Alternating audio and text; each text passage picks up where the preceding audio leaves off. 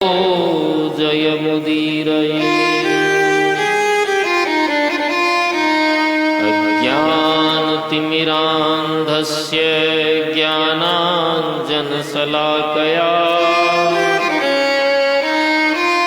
चक्षुरुन्मीलितं येन तस्मै श्रीगुरवे नमः।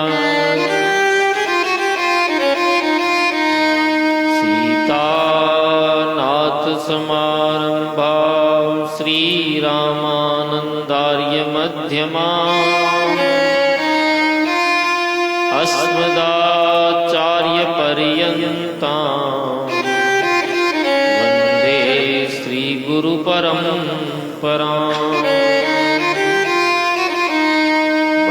भक्ति भगवंत गुरु चतुर्नाम बपु एक, जिनके पद वंदन किए नासहीं विघ्न अनेक। जय जय श्री राधा रमण, जय जय नवल किशोर, जय गोपी चित चोर प्रभो,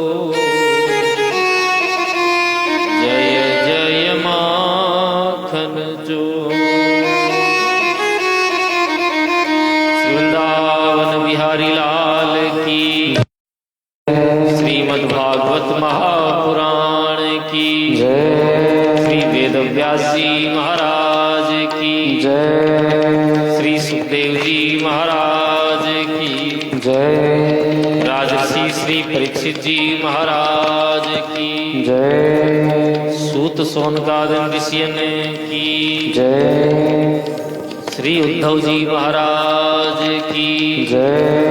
जय जय श्री राधे।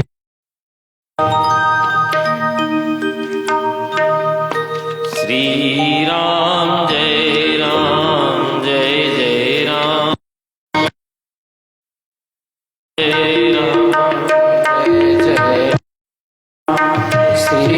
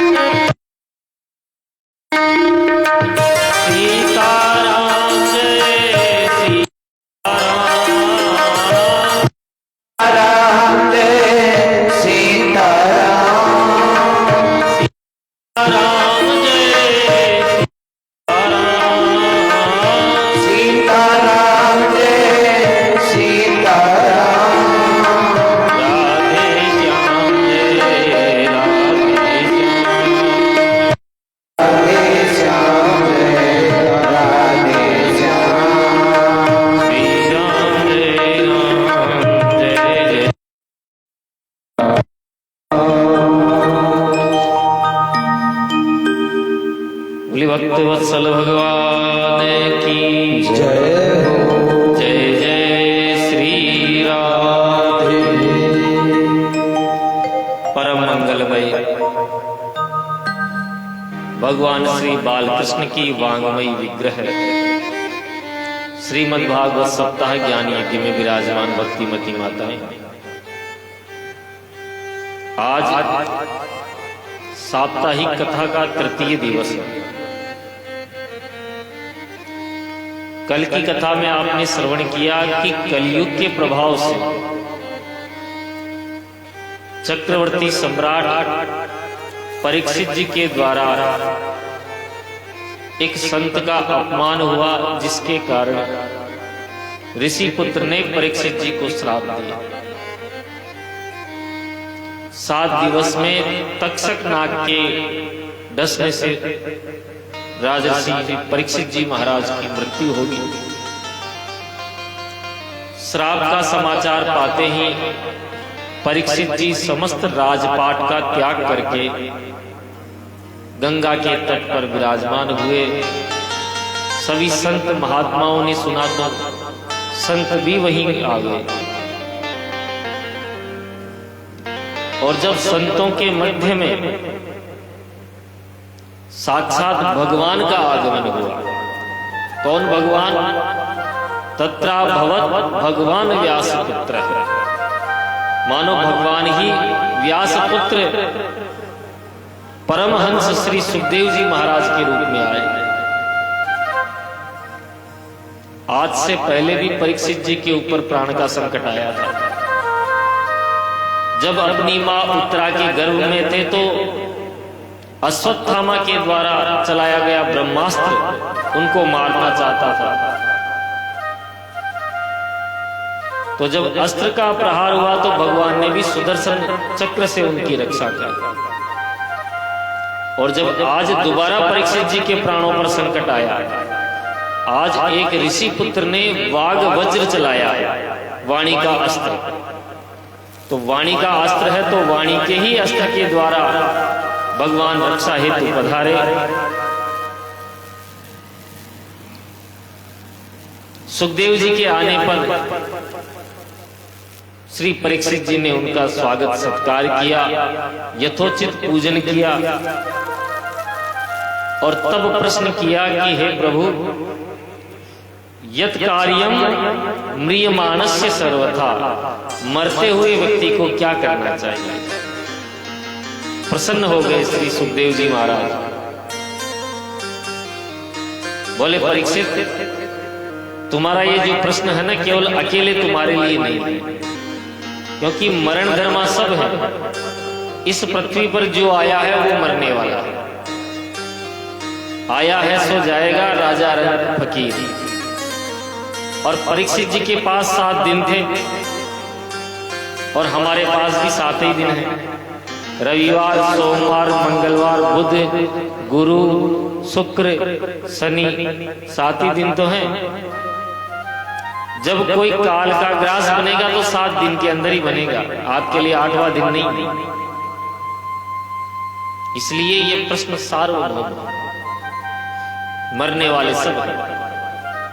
प्रसन्न हो गए श्री सुखदेव जी महाराज, प्रशंसा की। वरीयांते प्रश्न है। सुखदेव जी के मुख से जो प्रथम शब्द उच्चारित हुए वो वकार के रूप में है, वह अक्षर वरीयांते प्रश्न है। कृतो लोक हितम नृप आत्मविद सम्मतः पुंसाम श्रोतव्यादिषु यह पर। महाराज जी, वकार जो है ये ब्रह्म का बीज है, ब्रह्म का बीज है। आपने रामचरितमानस का पारायण किया। रामचरितमानस प्रारंभ कहां से होती? वर्णानाम अर्थ संघानाम रसानाम छंदसामपि मंगलानाम च कर्तारो वंदे वाणी विनायक। 4 बार वकार का प्रयोग हुआ प्रथम श्लोक में। और जब रामचरितमानस पूर्ण होती है तो भी वकार का प्रयोग है। दय्यन्ति नो मानवः, यानी ब्रह्म से संपुटित रामचरितमानस। तो सुखदेव जी ने भी जो प्रथम शब्द कहे वरीयांते प्रश्न, सुखदेव जी कहते हैं राजन, तुम्हारा प्रश्न बड़ा श्रेष्ठ है, ये लोकहित के लिए है। आत्मविद सम्मतः पुंसाम श्रोतव्यादिषु यह पर। सुखदेव जी कहते हैं राजन, आज के समय में लोगों को दूसरों की चिंता करने की फुर्सत ही नहीं है। खुद की चिंता हो जाए वही बड़ी बात है, भलाई की बातें तो कोई सोचता ही नहीं। सुखदेव जी कहते हैं कि निद्रा ह्रियते नक्तम व्यवायेन च वावयः दिवाचारते हया राजन कुटुंब भरणे होगा। व्यक्ति का आधा जीवन तो सोते हुए गुजर जाता है। निद्रया हीयते राजा, और रात्रि तो सोने में निकल जाएगी और दिन धन कमाने की लालसा में निकल जाएगा। यहां ये नहीं लिखा कि धन कमाने में निकल जाएगा, धन कमाने की लालसा में निकलेगा। आदमी खूब प्रयास करता है, भाई आज तो इतने पैसे कमा ले, परंतु उसको कमाई वही होती है जो उसके भाग्य में होती है, तो वो तो केवल विचार ही कर सकता है। इसलिए हे राजर्षि परीक्षित, तस्मात् भारत सर्वात्मा भगवान ईश्वरो हरि, श्रोतव्य कीर्तितव्यश्च स्मर्तव्यश्चेत्थता भयम्। जो भगवान को पाना चाहे उसे सर्वप्रथम 3 बातों का अभ्यास करना चाहिए। कौन कौन सी? श्रोतव्य, ज्यादा से ज्यादा भगवान की कथाओं का श्रवण करें। भाई आपको किसी के बारे में जानना है तो उसके बारे में सुनोगे तभी तो जानोगे, उसके बारे में कोई परिचय देगा आपको तभी तो समझोगे। तो सर्वप्रथम कहा श्रोतव्य, भगवान की खूब कथाएं सुनो। सुनने से क्या होगा कि आप भगवान के स्वरूप को जान पाओगे, भगवान के प्रभाव को जान पाओगे, भगवान के स्वभाव को जान पाओगे। इसलिए खूब भगवान की कथाएं सुनो, श्रोतव्य है। दूसरा दिया कीर्तितव्य है, जब खूब सुन लो, कोई सुनाने वाला नहीं हो तो कीर्तितव्य है, खुद सुनाने लग जाओ।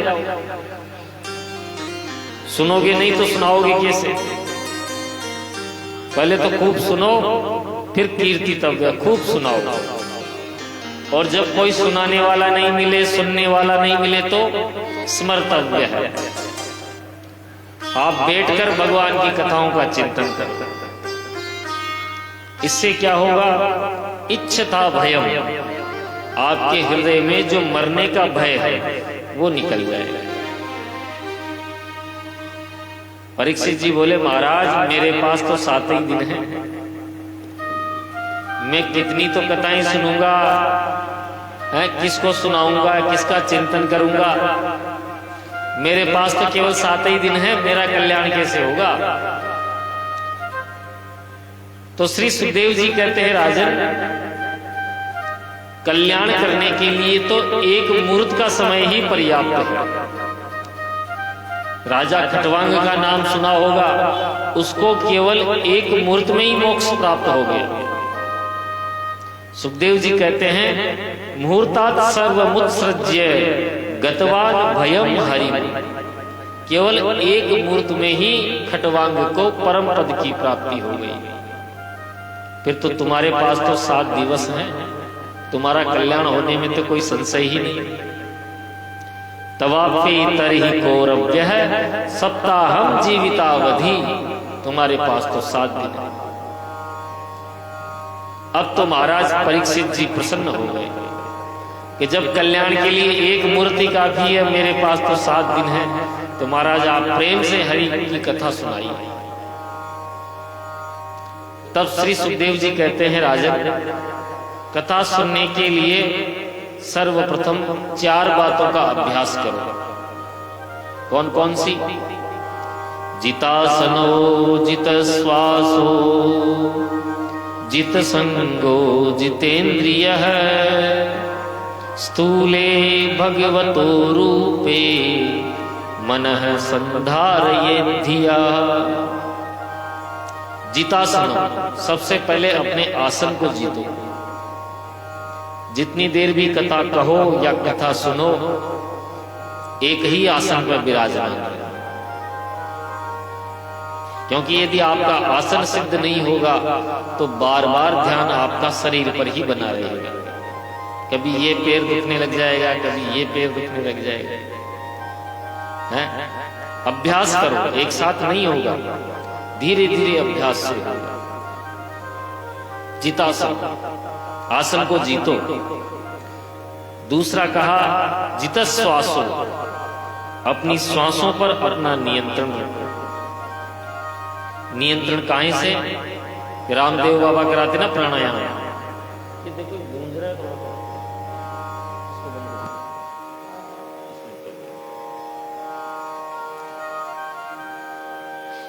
रामदेव बाबा प्राणायाम, रेचक, कुंभक, पूरक।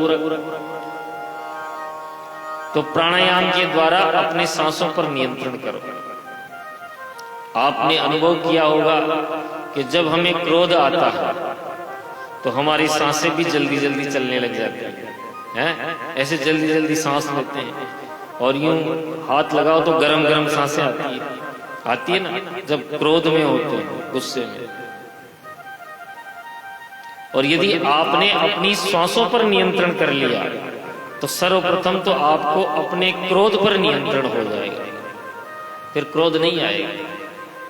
ये सब प्राणायाम का चमत्कार है। तो दूसरा बताया जितश्वास, तीसरा कहा जितेंद्रिय, जित संगो,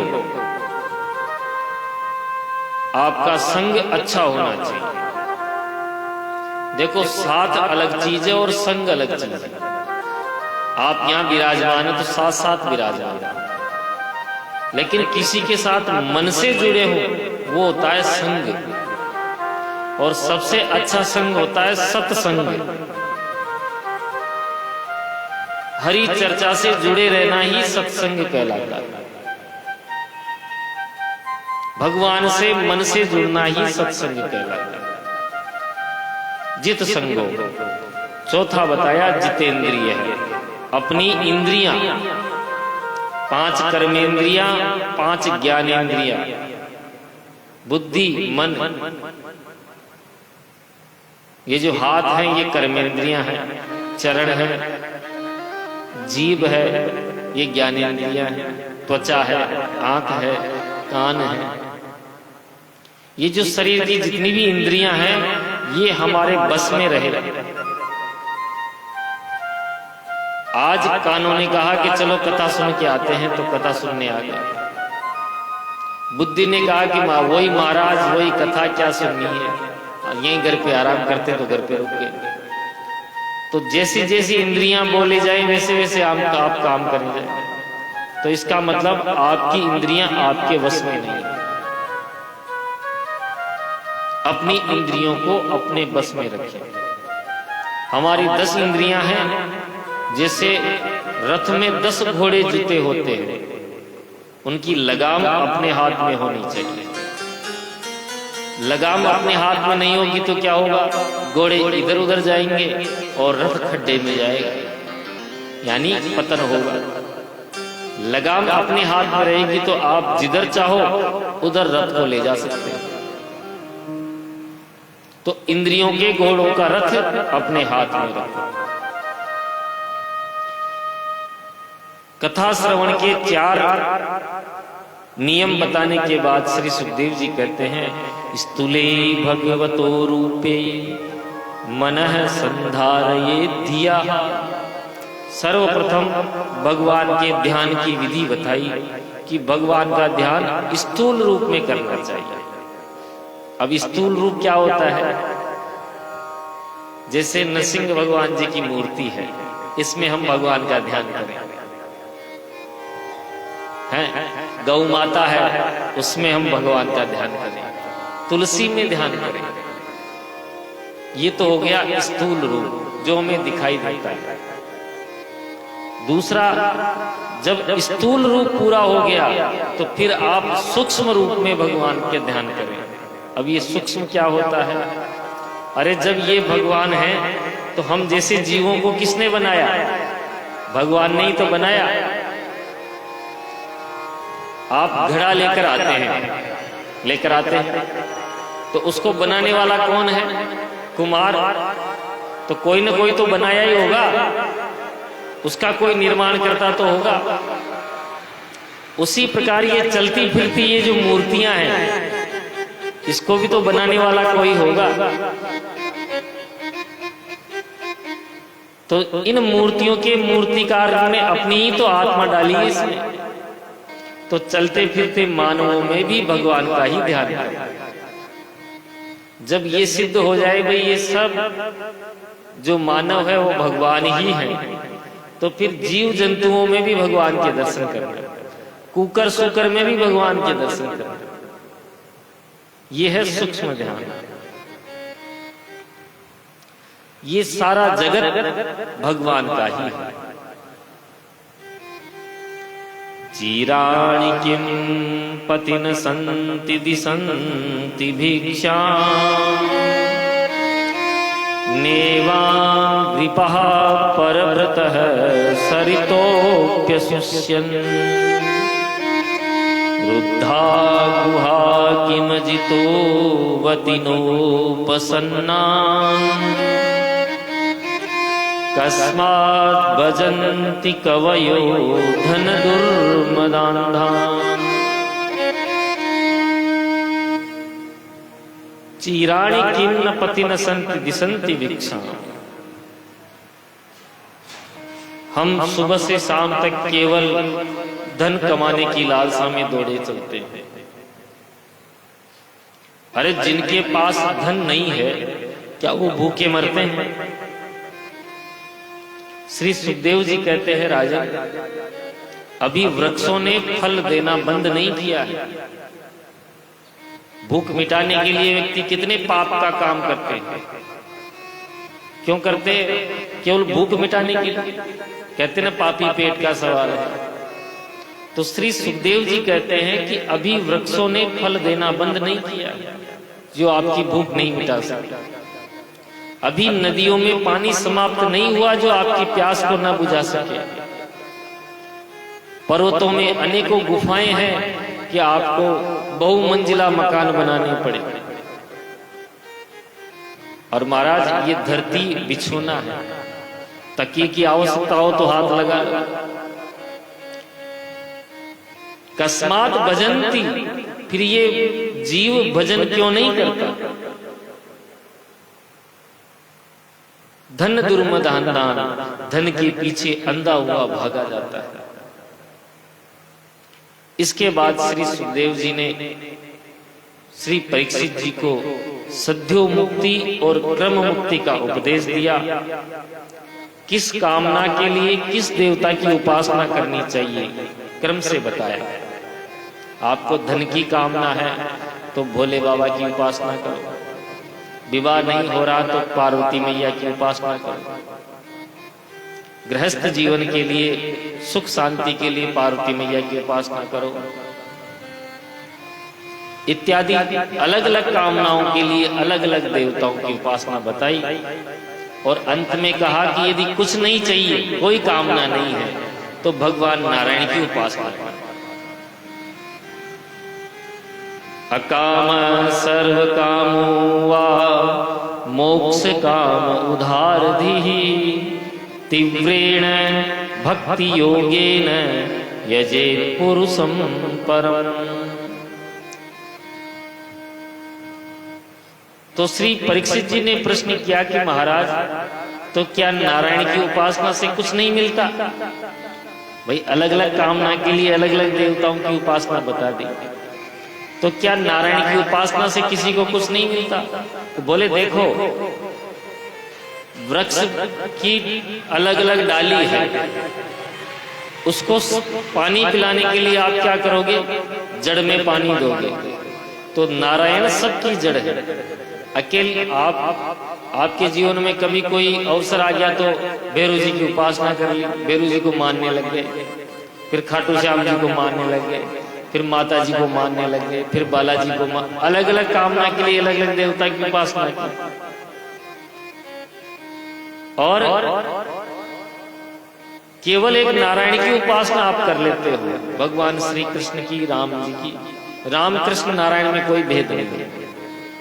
अगर केवल नारायण की उपासना कर लेते हो तो सारे देवताओं को अलग अलग मानने की आवश्यकता नहीं। जड़ में पानी डालोगे तो पूरे पेड़ में पानी डल जाता है। तो भगवान नारायण सबकी जड़ है। श्री सुखदेव जी कहते हैं राजन, जो मनुष्य मानव शरीर पाकर भी भजन नहीं करता वो कुत्ते के समान है। ग्रामीण सुअर के समान है, ऊंट के समान है और गधे के समान है। 4 पशुओं से तुलना करी। पहला बताया कुत्ते के समान। कैसे? छोटी छोटी बातों पर भाई भाई आपस में लड़ जाते हैं, लड़ लेते हैं, बात कुछ नहीं होती, और छोटी छोटी बात पे पड़ोसी पड़ोसी से लड़ लेता है। उनकी लड़ाई को देखकर कुत्ते आपस में चर्चा करते हैं, देखो ये शरीर से तो मनुष्य है पर बिल्कुल है हमारी जाति के। कुत्ते भी तो लड़ते हैं, एक कुत्ता दूसरे मोहल्ले में चले जाएगा तो अपने आप ही लड़ते रहेंगे, कोई विवाद थोड़ी होता है। वैसे ही मनुष्य भी छोटी छोटी बातों पर आपस में लड़ते रहते हैं। तो श्री सुखदेव जी कहते हैं वो मनुष्य शरीर से जरूर है परंतु वो स्वभाव से कुत्ता है। दूसरी उपमा दी ग्रामीण सुअर की। जिस प्रकार ग्रामीण सुअर जैसा भी मिले वैसे खाता पीता रहता है, उसको ये नहीं पता कि ये अच्छी चीज है कि ये गंदी चीज है, उसी प्रकार मनुष्य भी जैसे भी मिले धन मिलना चाहिए, चाहे वो पाप का हो पुण्य का हो, कैसा भी मिले। न जाने उसका पेट कितना बड़ा हो गया। पहले लोग पाप की पैसे को हाथ नहीं लगाते थे क्योंकि संतान बिगड़ जाएगी, और अब महाराज कुछ लोग तो जिंदगी लगा देते हैं जमीन खोदने में कि यहां धन मिलेगा, यहां धन मिलेगा।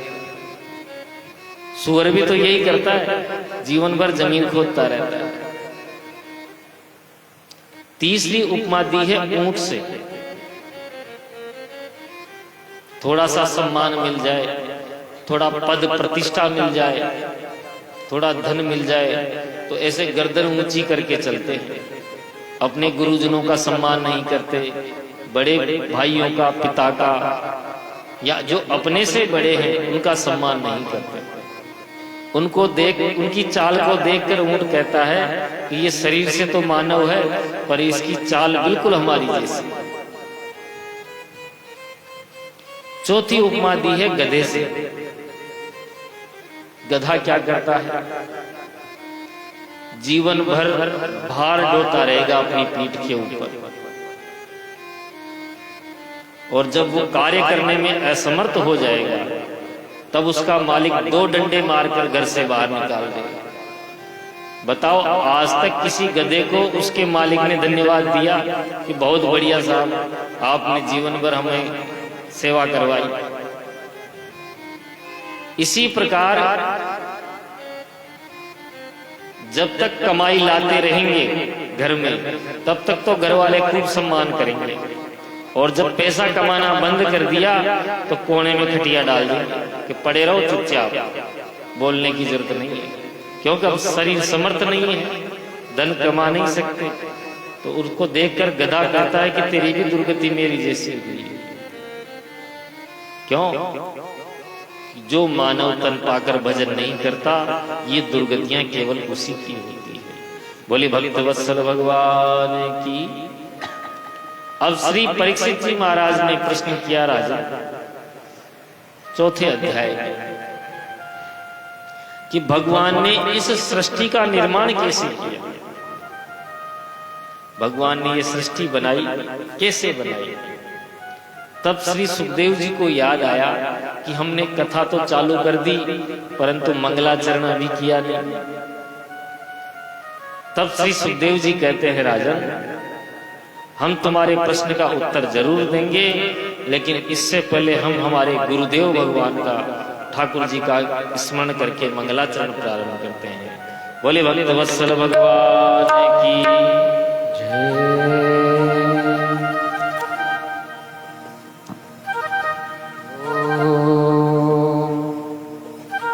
कोई कहे गोविंद कोई गोपाला, मैं तो कहूँ सांवरिया बांसुरिया। कहे गोविंद का कोई गोपाला, मैं तो कहूँ सांवरिया बांसुरिया वाला, मैं तो कहूँ सांवरिया बांसुरिया वाला। गोविंदा गोपाला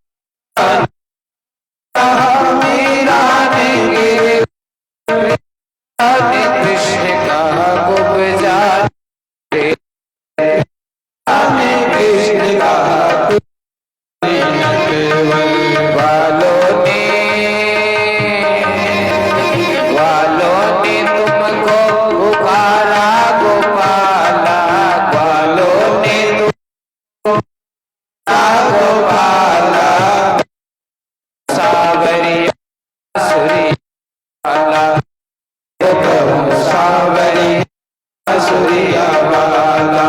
कोई कहे गोविंद कोई गोपाला, कोई कहे गोविंद कोई गोपाला, मैं तो कहूँ सावरिया वाला, सावरिया बांसुरिया वाला, सावरिया बांसुरिया।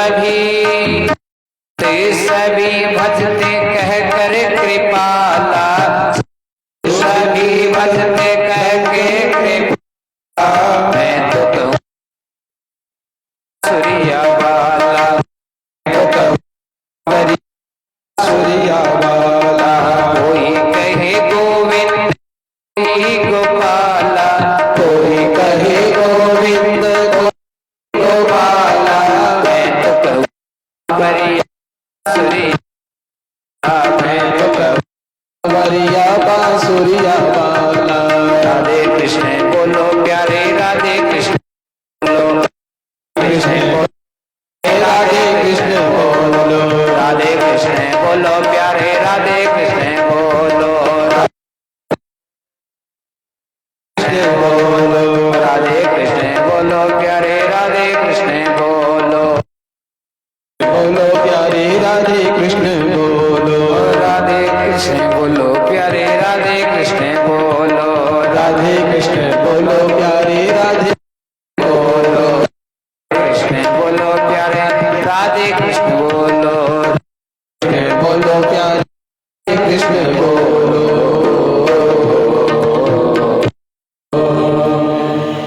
बोले कृष्ण कन्हैया लाल की जय हो।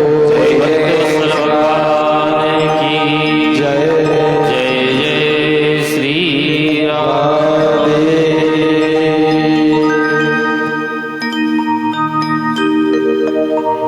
चतुर्थ अध्याय में श्री सुखदेव जी ने मंगलाचरण किया।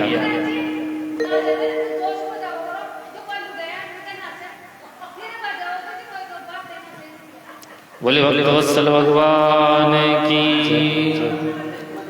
श्री सुखदेव जी मंगलाचरण में बड़ा सुंदर मंगलाचरण करते हैं।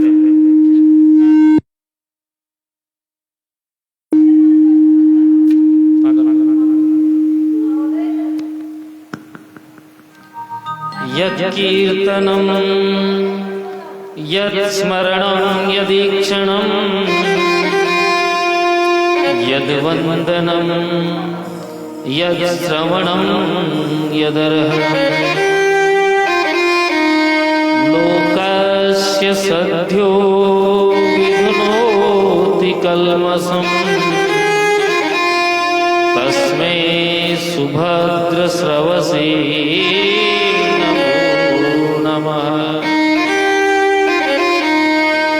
श्री सुखदेव जी कहते हैं कि यद कीर्तनम यद स्मरणम यदीक्षणम यद वंदनम यद श्रवणम यदर्हणम्।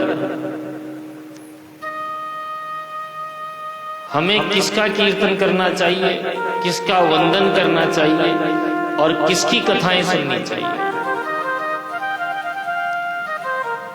जिसके सुनने से हमारा कल्याण हो, क्योंकि आजकल भारत देश में बहुत नकली भगवान बनकर पैदा हो गए।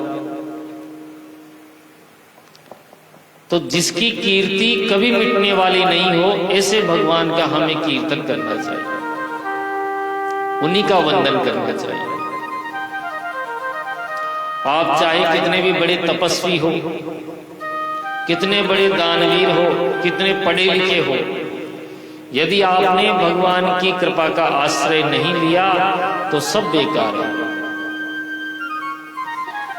आपने ये समझो भाई मैंने अपने बलबूते पर इतनी बड़ी संपत्ति अर्जित कर ली, इतना करोड़पति बन गया और रात को 12 बजे ऑर्डर हो गया कि आज रात 12 बजे से 2000 के और 500 के नोट बंद, तो जितनी संपत्ति पड़ी है वो सब पड़ी रह जाएगी।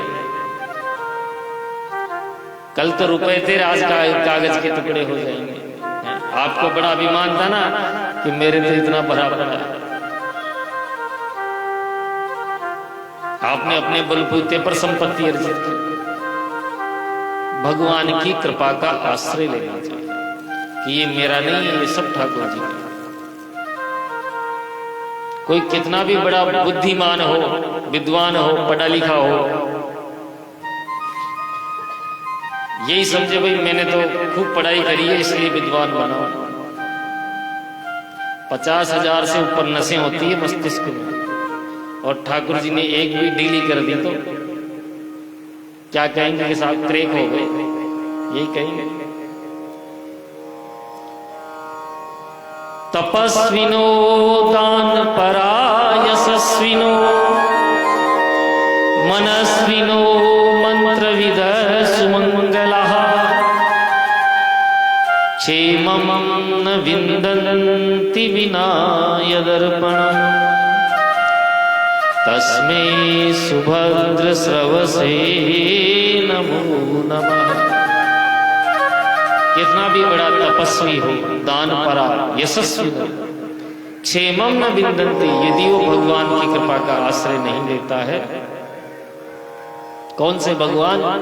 तस्मै सुभद्र स्रवसे नमो नमः। काम आप कर रहे हो, लेकिन आश्रय भगवान का है। भाई ये मैं नहीं, ये सब ठाकुर जी कर रहे हैं। ये घर किसका? ये सब ठाकुर जी।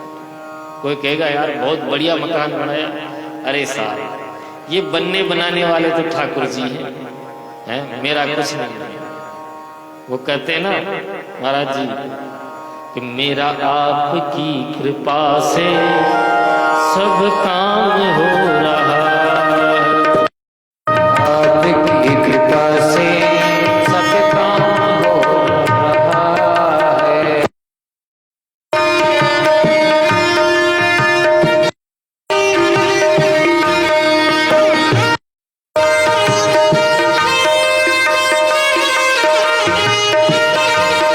करते हो तुम कन्हैया मेरा हो रहा है, करते हो तुम हो मेरा आपकी कृपा से सब काम हो, कृपा से हो है।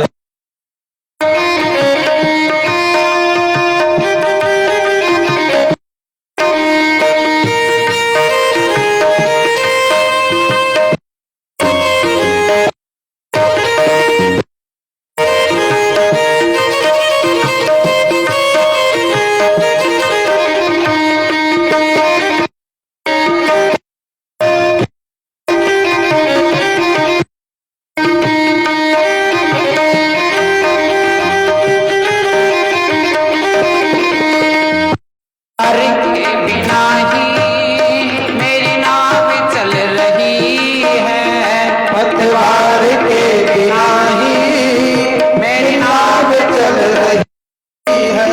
बिन मांगे है कन्हैया सब चीज मिल रही, मांगे ही कन्हैया सब चीज मिल रही है। नहीं मैं कुछ भी करता, नहीं मैं कुछ भी, नाम हो रहा है। आपकी कृपा से सब काम हो रहा है, मेरा आपकी कृपा से सब काम हो रहा है। करते हो तुम कन्हैया मेरा नाम हो रहा है, कन्हैया मेरा नाम है।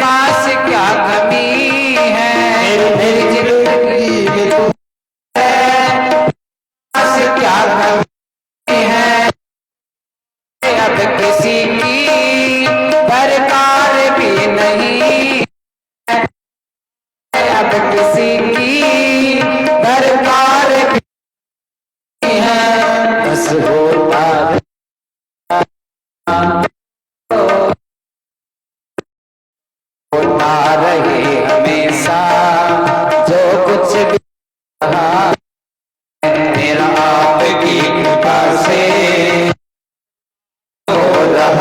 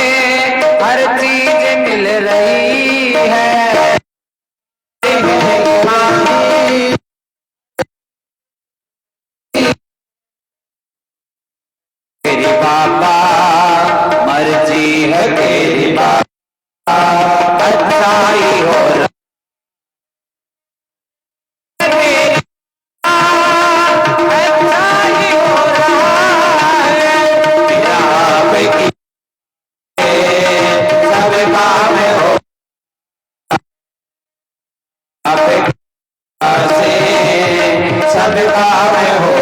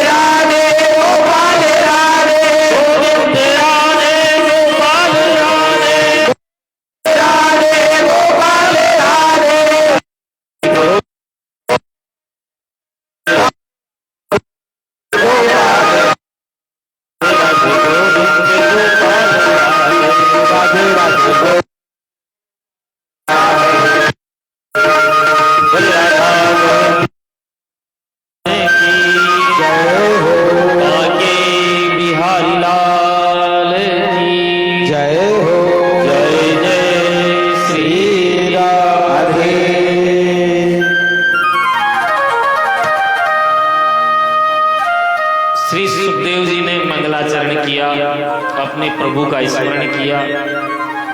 उसके बाद कहते हैं परीक्षित जी महाराज, यही प्रश्न एक बार नारद जी ने अपने पिता ब्रह्मा जी से किया था। नारद जी कहते हैं, पिताजी ये सारी सृष्टि तो आपने बनाई है, फिर ये आप आंख मीच कर किसका ध्यान करते हैं? तो ब्रह्मा जी कहते हैं कि जिसने मुझे बनाया मैं उसका ध्यान करता हूं। बोले आपको किसने बनाया? तब ब्रह्मा जी कहते हैं कि भगवान नारायण के नाभि कमल से, नाभि से कमल उत्पन्न हुआ और कमल से मैं प्रकट हुआ ब्रह्मा जी। भगवान नारायण की नाभि से कमल प्रकट हुआ और कमल से ब्रह्मा जी प्रकट हुए। ब्रह्मा जी ने जब चारों तरफ देखा तो जल ही जल समुद्र के बीच में, कोई दिखाई नहीं दिया। तो चारों तरफ देखने के कारण ब्रह्मा जी के चार मुंह हो गए। ब्रह्मा जी ने विचार किया कि मुझे पैदा करने वाला भी तो कोई होगा, तो कमल की नाल के भीतर घुस गए। अब उसका कोई और छोर नहीं मिला, पुनः बाहर आ गए। तभी उनके कानों में एक शब्द सुनाई दिया, स्पर्शेषु यत् षोडशमेकमिंसम्। स्पर्श शब्दों में 16वां और 21वां शब्द आप लोग समझ नहीं पाएंगे। व्याकरण के अंदर स्पर्श शब्द होते हैं। कौन से? ताल यो मावसाना नाम स्पर्शम। तो इसमें 16वां शब्द है तय, तय से तलवार, और 21वां शब्द है पैर, पतंग वाला। दोनों को मिलाएं तो क्या बनेगा? तप। तो ब्रह्मा जी के कानों में शब्द सुनाई दिया, तप है, तप है, तप है। मानो कोई कहना चाह रहा हो कि ब्रह्मा जी तप करो, जब पता पड़ेगा तो ब्रह्मा जी ने तपस्या प्रारंभ की। ब्रह्मा जी की तपस्या करने पर ब्रह्मा जी के हृदय में भगवान नारायण ने चतुश्लोकी भागवत प्रकट कर दिया। बोली भागवत भगवान की। 4 श्लोकों की भागवत प्रकट कर दिया। पहले श्लोक में तत्व के बारे में बताया, द्वितीय श्लोक में माया, तीसरे में जगत और चौथे श्लोक में जिज्ञासु के बारे में बताया। ज्ञानम परम गुह्यम में यद विज्ञान समन्वितम सरहस्यम तदंगम च ग्रहण गदितम मया। ज्ञान दिया ब्रह्मा जी को, और केवल ज्ञान ही नहीं दिया, विज्ञान सहितम, विज्ञान के साथ ज्ञान दिया। अब ज्ञान और विज्ञान क्या होता है? दोनों में फर्क बताओ। ज्ञान तो वो होता है कि कोई आपको बताए भाई ऐसे ऐसे ये आलू की सब्जी बनेगी, आपको ज्ञान हो गया कि आलू की सब्जी कैसे बनेगी। और विज्ञान कहते हैं कि आपने बनाकर देखी और ठीक ठीक वैसी बन गई, प्रयोग करके। केवल किसी के बारे में पता होना ज्ञान है, और उसको करके देखना ये विज्ञान है। वैज्ञानिक कितने आविष्कार करते हैं ना आजकल। तो भगवान नारायण ने ब्रह्मा जी को ज्ञानम परम गुह्यम में यद विज्ञान समन्वितम, विज्ञान के सहित ज्ञान दिया 4 श्लोकों में। कहते हैं कि यदि कोई पूरी भागवत का पाठ नहीं कर सके और केवल 4 श्लोकों का पाठ कर ले या 4 श्लोकों को सुन ले, तो उसे संपूर्ण भागवत को सुनने का फल प्राप्त हो जाता है।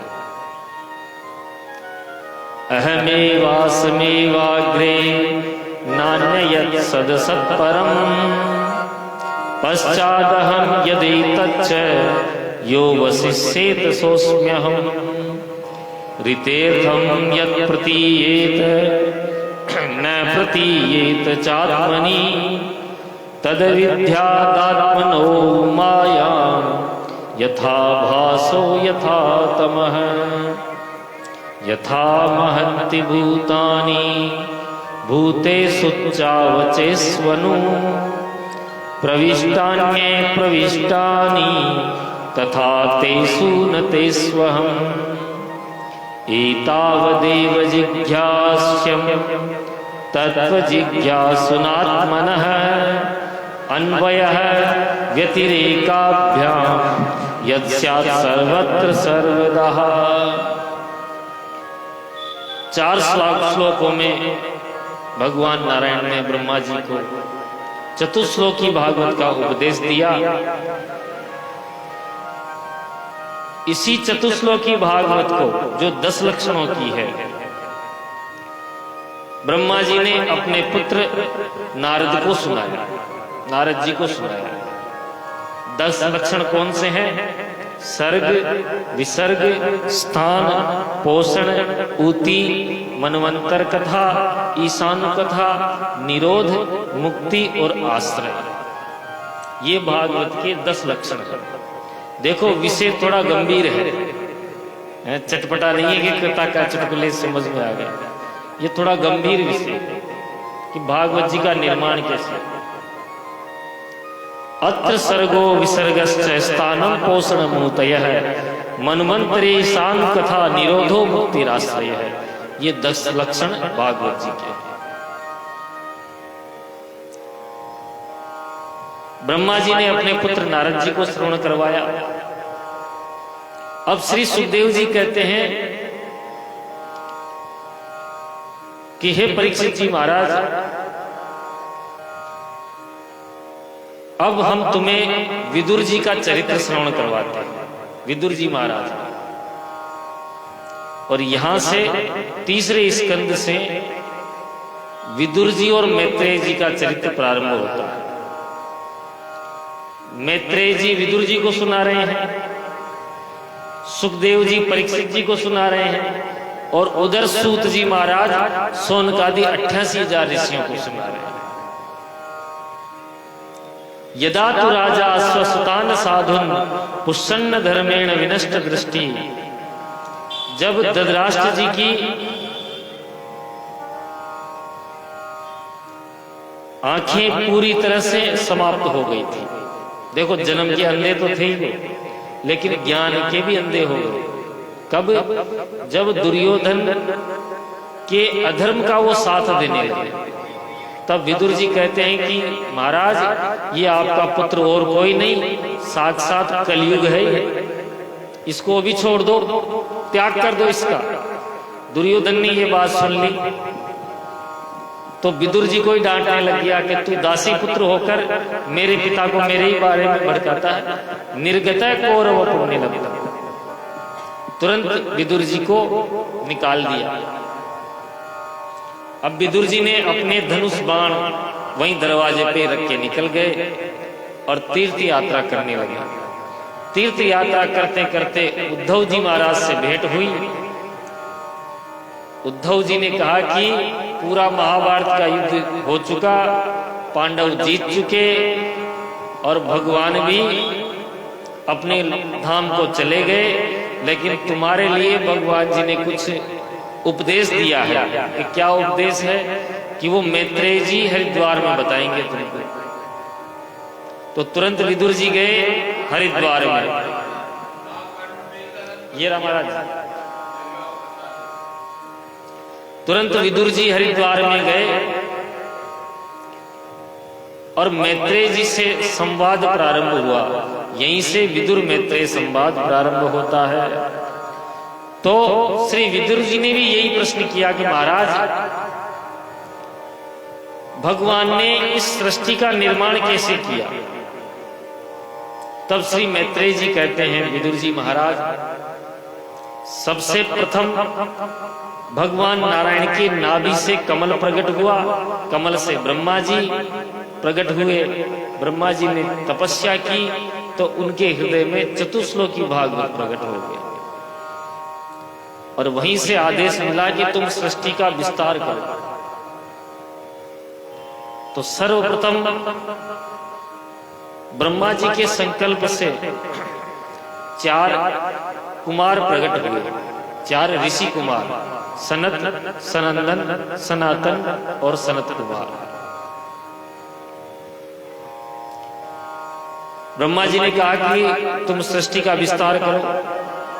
तो चारों भाई हाथ जोड़कर बोले कि महाराज, हमें तो सृष्टि विस्तार के चक्कर में नहीं पड़ना, हमको तो तपस्या करनी है। प्रणाम करके वो तो चले गए। ब्रह्मा जी को बड़ा क्रोध आया और उसी क्रोध से भ्रकुटी से रुद्र का प्राकट्य हो गया। बोलो शंकर भगवान की जय हो।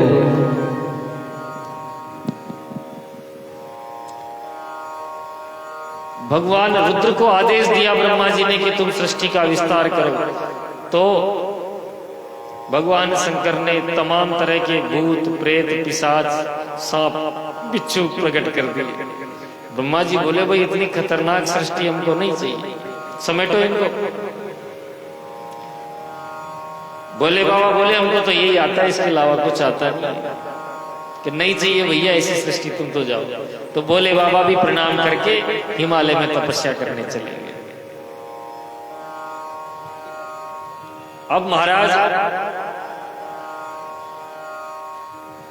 ब्रह्मा जी ने अपनी छाया से कर्दम ऋषि को प्रकट किया, वाणी से सरस्वती को प्रकट किया, दाहिने भाग से मनु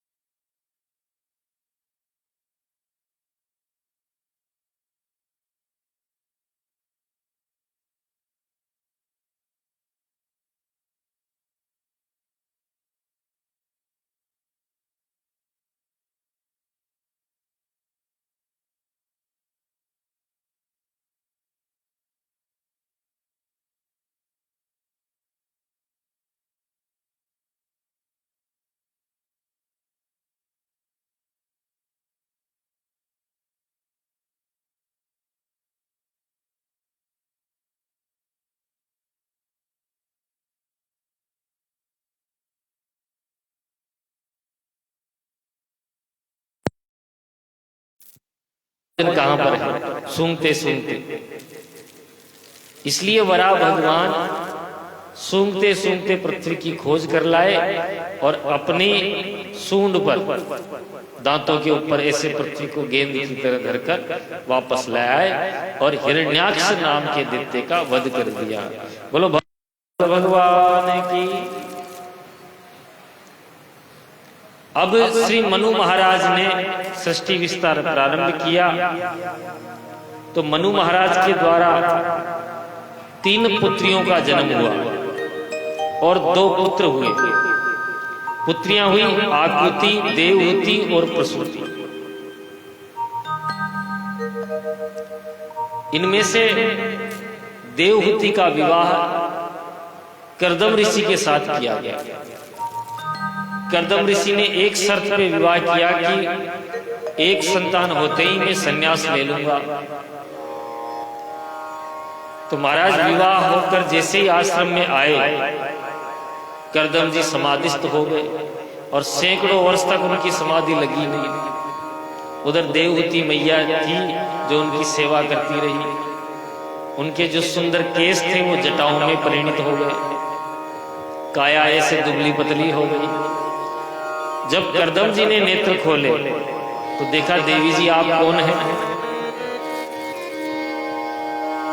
देवहूति मैया बोली, प्रभु आप याद करो, आज के कई वर्ष पहले हमारा विवाह हुआ था। ओहो, तो तुम तब से हमारी सेवा कर रही हो। प्रसन्न हो गए श्री कर्दम जी महाराज और तुरंत कहा कि इस सरोवर में स्नान करके आओ। उस सरोवर में स्नान किया तो जैसे वो विवाह होके आई थी वैसी बन गई, नव यौवन संपन्न। और कालांतर में उनके यहाँ 9 कन्याओं का जन्म हुआ। 9 कन्याओं का जन्म होते ही कर्दम जी बोले, अब भाई हम तो तपस्या करने जा रहे हैं, क्योंकि हमने वचन दिया था कि संतान होते ही निकल जाऊंगा।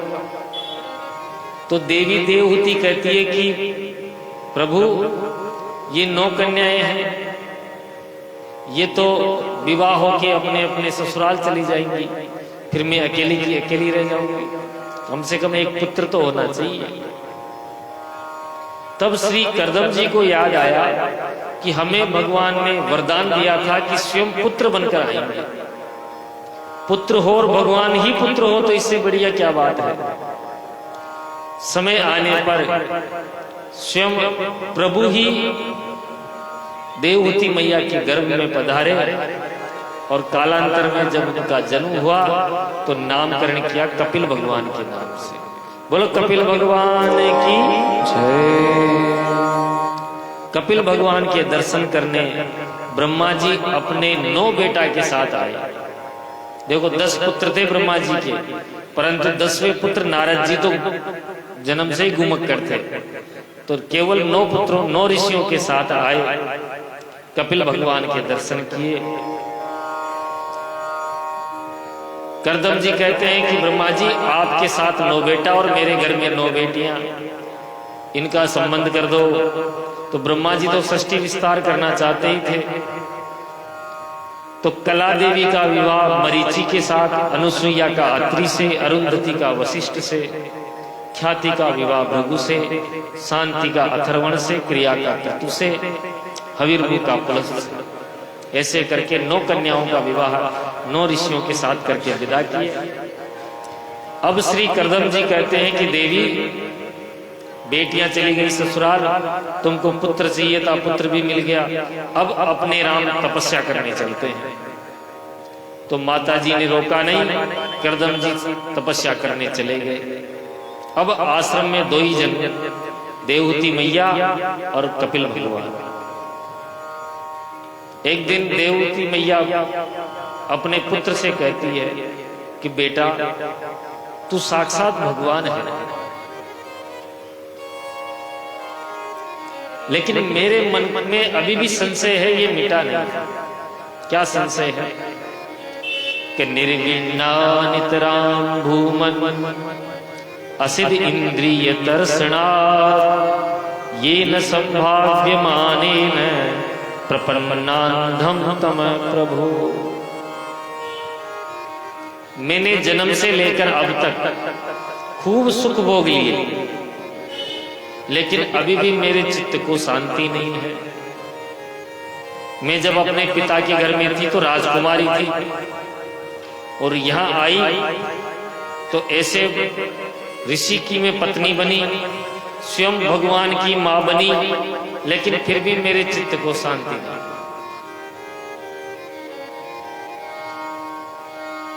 माता देवहूति कहती है अपने पुत्र को कि मैं तुम्हारी शरण में हूं।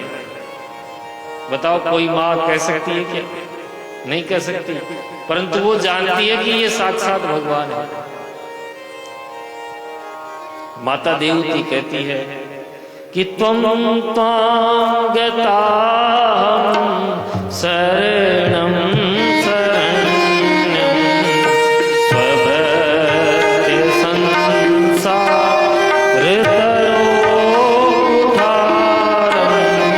त्वं त्वां गताहं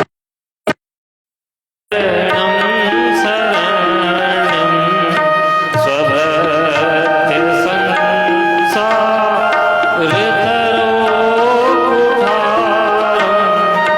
जिज्ञासयाहं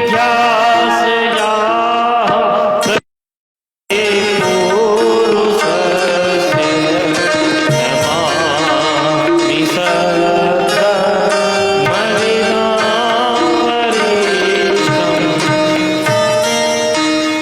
त्वं तागताहं शरणं शरण्यं।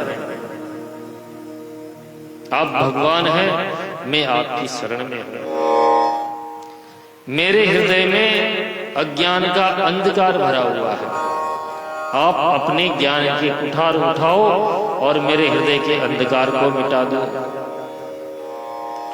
अब यहां से 8 अध्यायों में कपिल भगवान अपनी माता को उपदेश देते हैं।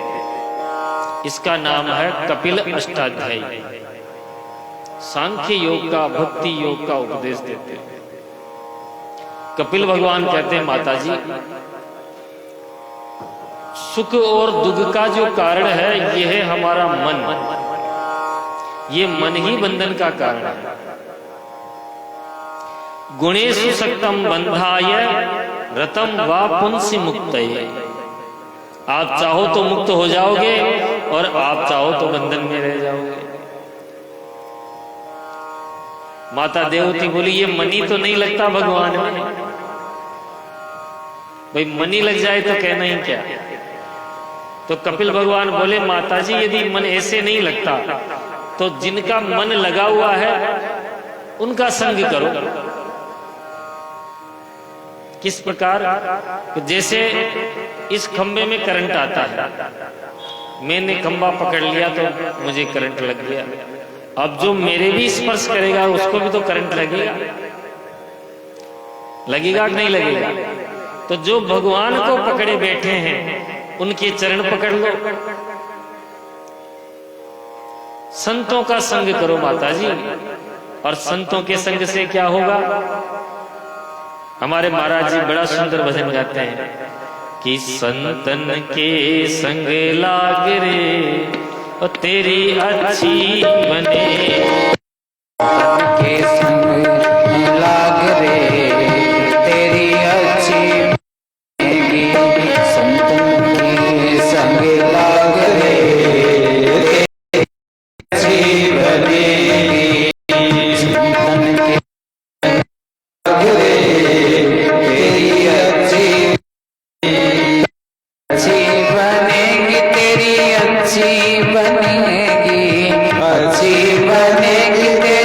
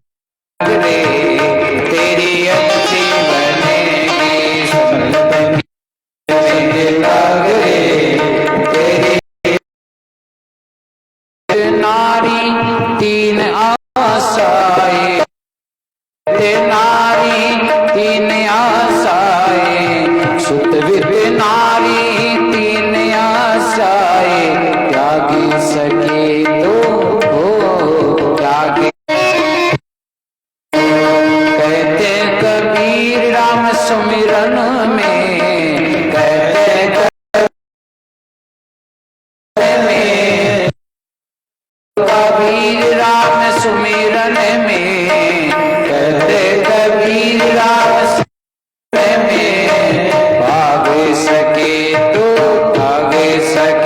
मन भाग रे अच्छी मन के संग में लाग रे अच्छी बनेगी, अच्छी बनेगी, तेरी अच्छी बनेगी। बांके बिहारी लाल की जय हो। बोले सब और गंगा सागर में जाकर विराजमान हो गए। आज भी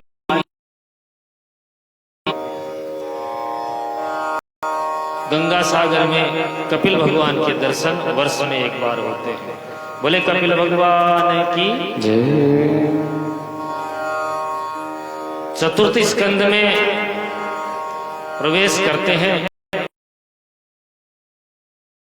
पुत्र रूप में पाना चाहा, तपस्या से भगवान प्रकट हुए, लेकिन अकेले नहीं आए।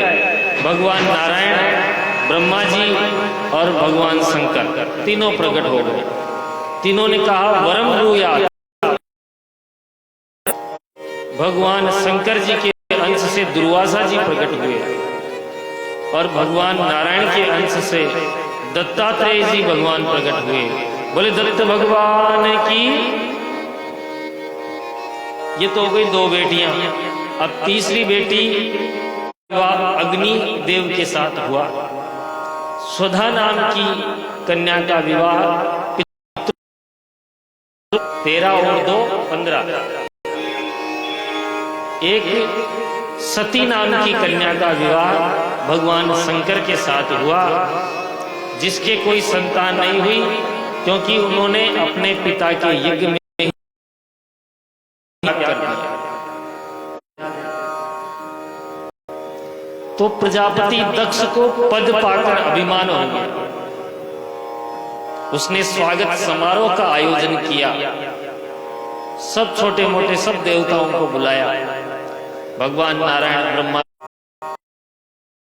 दामाद है मेरे, इसलिए ससुर का तो सम्मान करना चाहिए।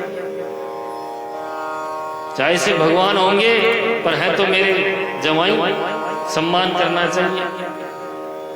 तो इसने अपनी प्रतिष्ठा बना लिया। और सब इधर उधर देखे तो दक्ष बोलता है इधर उधर क्या देखते हो, तुमको ये नहीं दिख रहा शंकर के बीच में रहता तो इसको सभ्यता पता पड़ती। 24 भगवान शंकर ने नंदीश्वर से कहा बैठ जाओ भैया, ससुराल में सबको गाली खानी पड़ती है, किसी को विवाह के समय खानी पड़ती है, उस समय हमको नहीं मिली तो आज मिल रही है। तब भी बोले बाबा ने नंदीश्वर को, अब तो दक्ष के क्रोध का पारावार नहीं रहा। अंत में उसने श्राप ही दे दिया कि मैं तुझे श्राप देता हूं कि आज के बाद तुझे किसी भी यज्ञ में कोई भाग नहीं मिले। तो महाराज नंदीश्वर शिव जी के गण पाखंडी हो जाए, अबक्ष खाने वाले हो जाए। तभी से महाराज ये अघोर पंथ की स्थापना होगी। इधर महाराज समारोह हो रहा है, अपने को ही चल देना चाहिए। तो भोले बाबा ने अपने समस्त गणों को इकट्ठा किया और वहां से निकल गए। परंतु दक्ष का क्रोध शांत नहीं हुआ। उसने विचार किया कि शिव जी को नीचा, तो उसने हरिद्वार एक को बुलाओ तीनों आएंगे, और एक को भी नहीं बुलाओगे तो कोई नहीं आएगा। यज्ञ का दिन आया, देवता अपना विमान कैलाश के ऊपर से चले। ओहो, मैं भी चलूंगी तो चल, मैं पीछे पीछे आ रहा।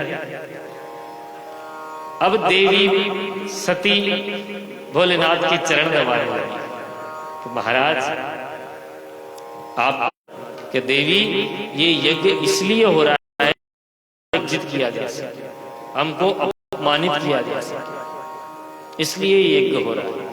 और हमें नहीं चलना चाहिए, क्योंकि हम चलेंगे तो कुछ न कुछ अनिष्ट हो जाएगा। अब तो महाराज सती मैया बोलती है कि प्रभु आप भी कहाँ छोटी छोटी बात तो रही हो, ये अपने खेल खिलौने, तोता मैना, श्रृंगार के सामान, गेंद वेंद, नंदीश्वर को साथ कर दिया। देवी सती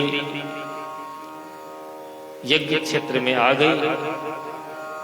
सब कटाक्ष कर रहे, जो तीखे बाण करते हैं, जैसे किसी को बुलाए नहीं फिर भी वो आ जाए, हैं आ गया। ई की मात्रा हटाओ तो सब रह जाता है, हैं? तो जिसका नाम लेने से ही कल्याण हो जाता है। कोई शिवालय में जाकर ये कह देता ना महादेव, तो उसके सब पाप मिट जाते हैं। और कोई 2 बार में इस शरीर को धारण नहीं कर सकता। तुरंत पद्मासन लगाया, पीला वस्त्र ओढ़ा और भोलेनाथ से प्रार्थना की कि भोलेनाथ जितनी भी बार मेरा जन्म हो, सदा आपके चरणों में ही मेरी गति हो।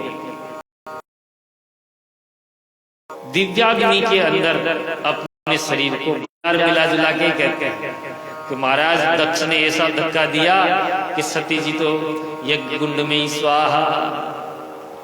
भोलेनाथ को क्रोध आया, अपनी एक जटा उखाड़ कर भूमि गड़ा रहता है, चारों तरफ सूरज चांद कुछ बने होते हैं, उसका नाम है वीरभद्र। वीरभद्र को आदेश दिया भोलेनाथ ने, दक्षम स यज्ञम जही, दक्ष को यज्ञ सहित नष्ट कर। अब तो महाराज संध्या काल में गायें आ रही हो, गावो न काल्यंत इदम कुतो रुजह, और अभी तो प्रलय होने में भी समय है। लोको दुनाकिम प्रलयाय कल्पते। ये बातें कर ही रहे थे कि वीरभद्र ने पूरे यज्ञ मंडल क्या करा था, उनको भी बांध लिया। किसी के दांत तोड़ दिए, किसी के बाल उखाड़ दिए, किसी की दाढ़ी उखाड़ दी, पूरे यज्ञ को नष्ट भ्रष्ट कर दिया। वीरभद्र ने दक्ष को पकड़ लिया और गर्दन पर